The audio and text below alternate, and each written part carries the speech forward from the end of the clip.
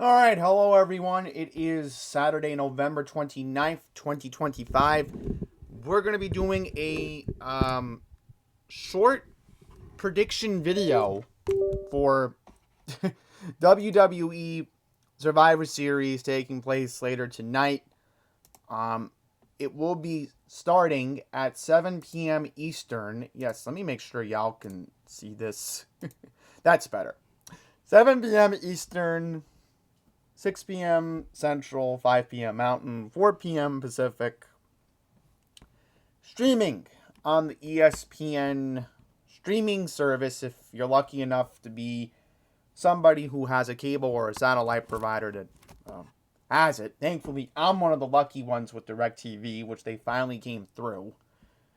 As far as everybody else is concerned, I hope you all took advantage of the Proton VPN deal. I think they do have a couple deals going until Cyber Monday, where I think the VPN plan will be $47 until December 1st. So check out Proton VPN if you are curious. I will leave the link in the description below if you want to take advantage. But again, $9.99 a month is the best price.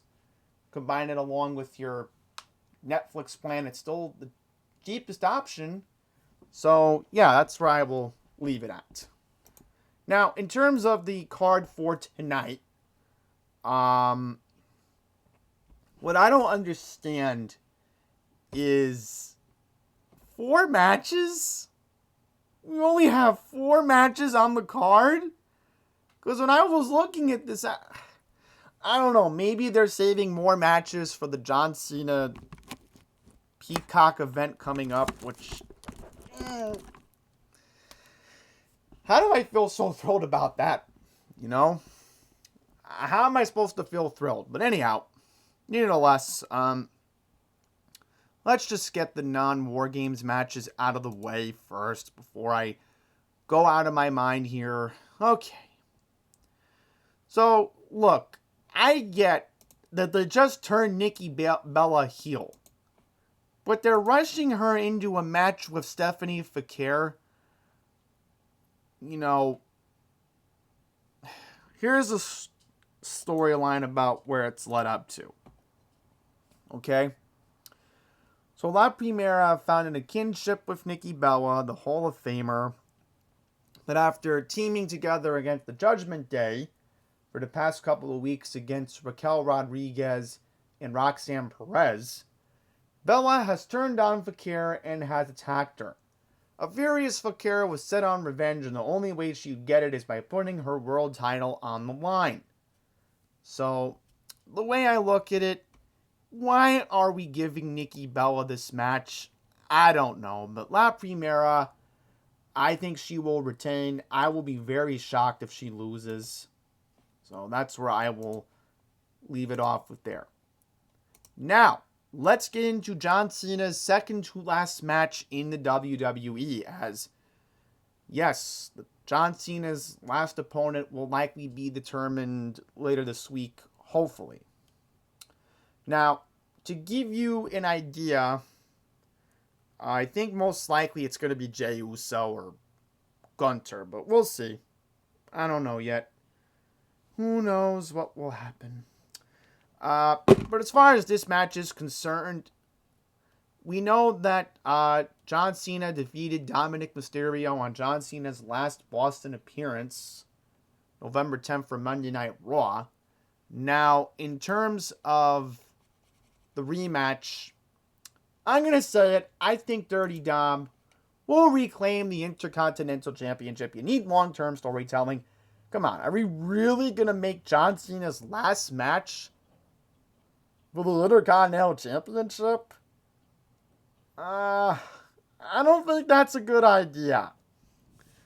So Dirty Dom will reclaim the Intercontinental Championship. What I will think will happen is I think Dirty Dom will pounce on John Cena after he wins. He's going to, because again, he's Dirty Dom. He does evil things.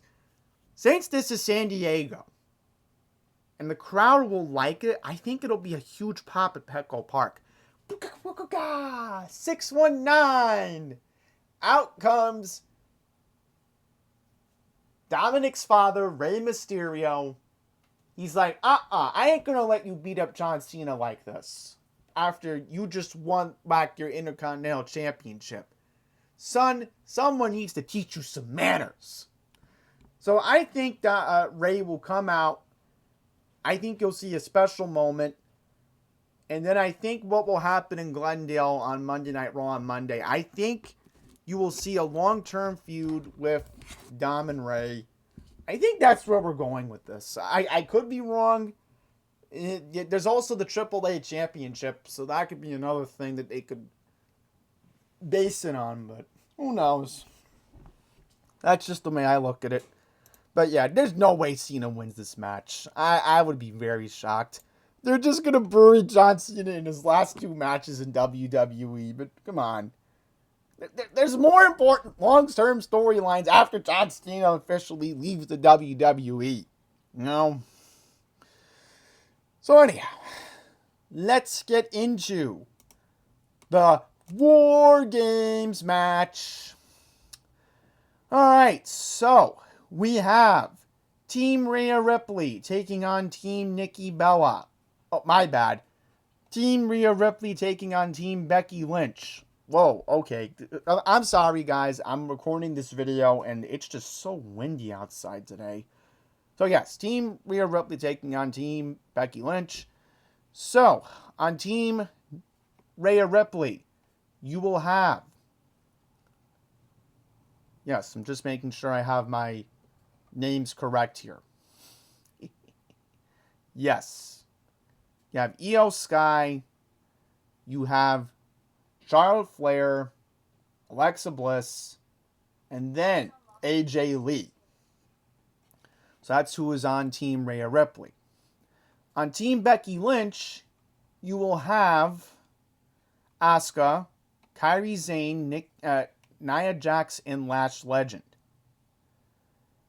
I think because they just wanted to fill a spot here, I think there's like a feel-good moment only because when you look at the experience of the War Games match itself, I would imagine that Team Rhea Ripley does have the advantage here. I'm not buying into the fact that, look, both these teams look good. Becky Lynch has built a very good team here. But I'm sorry, but I just honestly think that Team Rhea Ripley could win. That's just the way I look at it. You know what? That's just the way I see it. So Team Rhea Ripley is your winners. All right. Now let's get into the men's match. And the men's match will be led by CM Punk and Cody Rhodes. So it's actually 2 leaders of the team. And Team Bronze, so you will have Braun Breaker and Bronson Reed. Those are the leaders of the team, in theory. So on the CM Punk and Cody Rhodes team, you will have the Usos and you will have Roman Reigns. So in this case, the OG Bloodline will be reuniting for this match, but there's a rumor that Jey Uso might be turning heel soon. I don't know how that will imply. I think maybe it'll be during John Cena's final match. Who knows? I could see it happening. Now, in terms of the Bronze team, you have Drew McIntyre, Logan Paul, and Brock Lesnar. So in theory, I kind of had a feeling Paul Heyman was going to twist some boundaries here. And I was like, come on, of course they were going to bring back Brock Lesnar. But someone's going to Suplex City. Alright? That I'm going to guarantee here. Once it's all full-blown war, come on. Did y'all see how Brock Lesnar just destroyed John Cena at WrestlePalooza in September? Brock still has it. You know, this guy is a superhuman. You know, you could even put a knife through Brock Lesnar and Brock still could find a way to pull his willpower into you, and he could still find a way to F5 you while he's still bleeding. You know, he kind of reminds me of Bowser in Super Mario. There's just no stopping this guy so easy. You should have aimed for the head. He's Thanos. But somebody's gonna have to stop him, right? I don't know, guys. I'm just not a believer of Team Cody Rhodes and CM Punk winning. I just don't see it happening. There's too much going on for the Bronze. And you have to have a logistical storyline of making sure that down the line, look, we all want another CM Punk and Seth freaking Rollins match. I mean, CM Punk and Seth Rollins still hate each other. All right? But it will happen at some point again. I hope I'm right about that. But I'm sorry. But Brock Lesnar is the determining factor of why I don't see the Cody Rhodes and CM Punk team winning. I would be very shocked if they did. And, you know, when you think about Braun and the Bronze, right? Breakker and Reed. It's just too much. How are you going to overpower those guys? Those guys are superhuman too. And especially how, again, I've been saying the Breakker is going to be a future world champion one day. He will be, because think about it. The Steiner family is so deep in its history. If Braun doesn't win a championship one day in WWE, something's wrong here. By 2030, I guarantee you, Breakker will be a champion. But for this sake, sorry, I think the Browns win here. And if they don't, I will be very shocked. Okay, so that's pretty much it. The official last pay-per-view of 2025. So I hope you all enjoyed the video. And I'm not going to be making any predictions for main event on the 13th. No, I don't want to do that. So I think what we will do here is just conclude.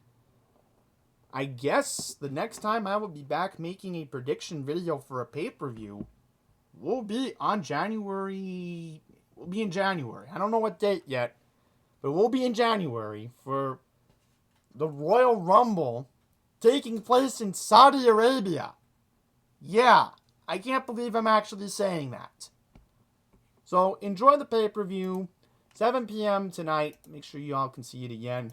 7 p.m. tonight, Eastern, 4 p.m. Pacific. Thank you all for watching, and until the next one, please take care.